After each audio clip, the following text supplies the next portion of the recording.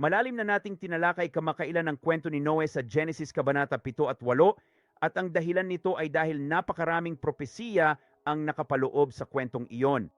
Hindi lang ito para sa Mateo Kabanata 24 na siyang propetikong larawan ng huling taon ng pagbabalik ng Panginoon na bababa ang mga paa sa bundok ng mga olibo, kundi pati na rin ang kwento ni Noe mula sa 7 at 8 sa Genesis ay isang pangkalahatang saklaw ng pahayag tungkol sa mahigit 14 na taon na madalas nating itinuro sa 2 Korinto, Kabanata 12.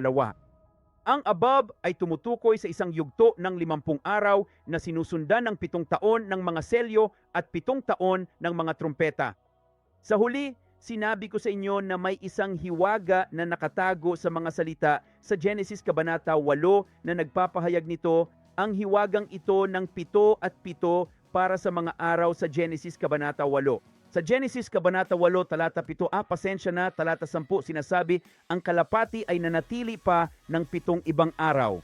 At sa talata 12, sinasabi ulit, nanatili pa ng 7 ibang araw. Ito ay may kaugnayan sa 7 taon ng mga selyo at 7 taon ng mga trumpeta. Ngunit ang una lamang sa talata 10, ang salitang nanatili, hindi ang maghintay at maging matiisin tulad ng ibig sabihin ng pangalawa. Sa katunayan, ayon sa Strong Concordance, ang ibig sabihin nito ay sakit, paghihirap, dalamhati, kirot. Sinasabi nitong sakit sa lahat ng bahagi ng definisyon ng salita. Bakit ganon?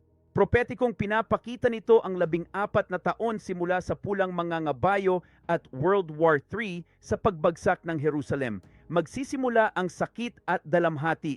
Pagpalain kanawa, paalam.